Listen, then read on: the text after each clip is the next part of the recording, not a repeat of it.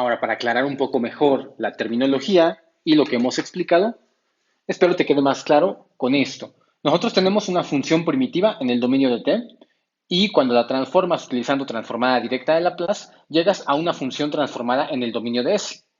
Todo esto para representar una ecuación diferencial que represente algún sistema. Ya que tienes la respuesta, aquí normalmente, tienes que regresar al dominio del tiempo, lo cual lo haces con la transformada inversa de Laplace, representada aquí. Y aquí tengo, por ejemplo, una ecuación diferencial invariante en el tiempo. Supongamos que esta ecuación representa un sistema o un diagrama de bloques.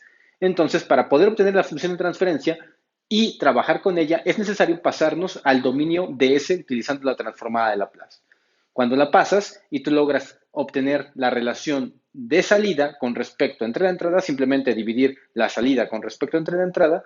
Aquí la salida es y de S, aquí la salida vendría siendo y, la entrada es u de s, aquí la entrada es u de t. Ahora, cuando tú logras hacer esto, obtienes g de s, que es la función de transferencia, la cual para este sistema será de b entre s más a. Y esto de acá viene siendo la llamada función de transferencia en el dominio de Laplace. Ahora vamos con nuestro ejemplo número 3 de obtener una función de transferencia para ahora un sistema eléctrico del tipo RLC, que es el que vemos aquí, el cual es constituido por una resistencia, inductancia y capacitor. Las tensiones de entrada es E de I, que viene siendo nuestra variable de entrada, y la tensión que buscan de salida es exactamente en el capacitor, marcada como E sub 0. En este caso, mi variable de salida.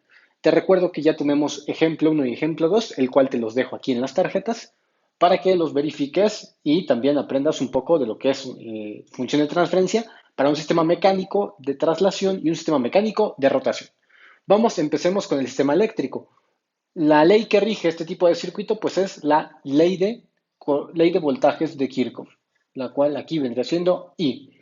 Ahora, la ley de voltajes de Kirchhoff nos dice que la tensión de entrada, que es este voltaje, es igual a la suma de las caídas de las tensiones de cada elemento.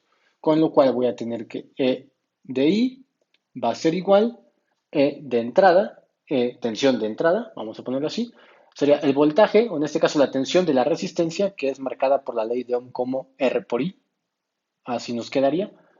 Luego, bueno, vamos a ponerlo en minúscula, normalmente se aplica.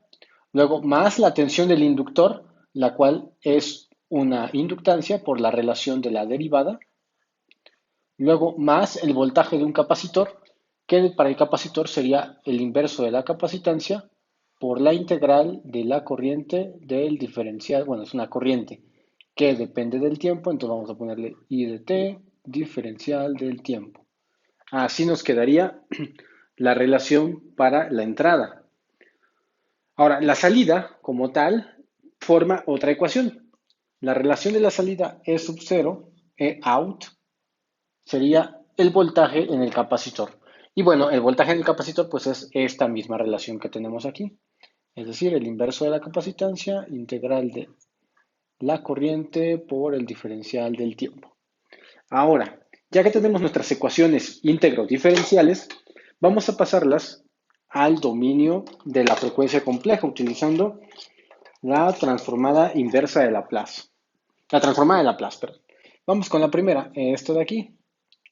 Nuestra variable EI sería EI de S, al ser una variable de entrada, y vamos a transformar cada uno de estos términos utilizando la transformada de Laplace. Acá tendremos resistencia por corriente, entonces sería resistencia.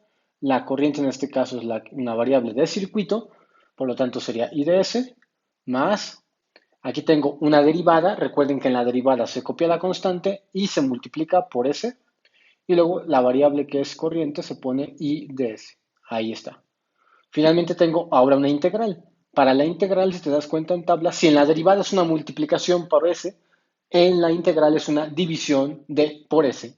Entonces me quedaría algo así. La corriente pasaría arriba, que es I de s. Ahí está. Abajo tenemos capacitancia y también vamos a dividirlo entre s, ya que es una integral. Sería cs. Así nos quedaría. De la misma manera, obviamente, esta si nosotros la pasamos al dominio de Laplace, también quedaría así. Quedaría tensión de out en el dominio en este caso, de la frecuencia compleja S. Es exactamente la misma relación de la integral. Entonces esperemos que sea la misma transformación. Sería IDS en una integral, capacitancia está abajo y se divide entre S. Ahí está. Ahora, buscamos la función de transferencia, con lo cual la función de transferencia, GDS, sería la salida dividida entre la entrada. La salida es esta, que es IDS, la voy a poner aquí. La salida es esta, CS, dividida entre la entrada. La función de la entrada, que es todo esto, entonces vamos a ponerlo. Sería, bueno, voy a ponerlo en orden, normalmente se pone en orden. Primero es este término, que es LS y DS.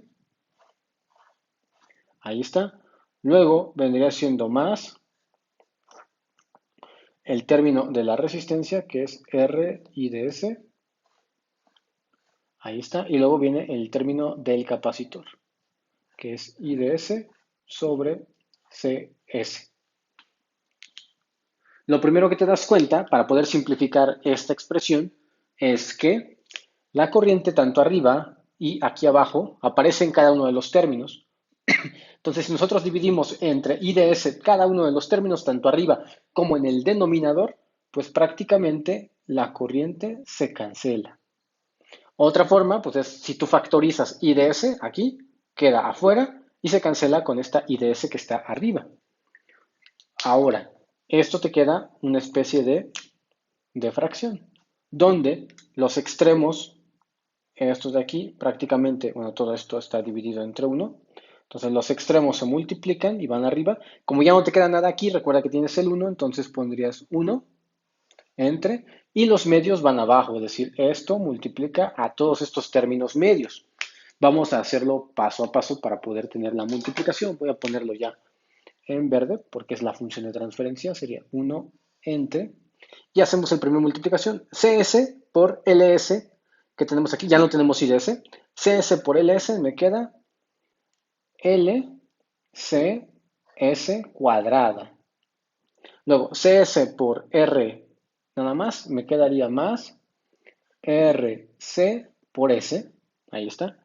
Y luego CS por esto, bueno, que es 1 entre CS, date cuenta que CS entre CS es lo mismo, entonces se cancela y nos queda la unidad, me quedaría más 1. Y ahí está. Ahora sí, si te das cuenta, ya tienes aquí tu función de transferencia para este circuito del tipo RLC. Y bien, hemos llegado a la parte final del video. Si deseas seguir viendo más videos, dale clic de este lado. Si deseas suscribirte, dale clic aquí. Déjame tu comentario acerca de qué videotutoriales te gustaría que hiciéramos en las próximas emisiones.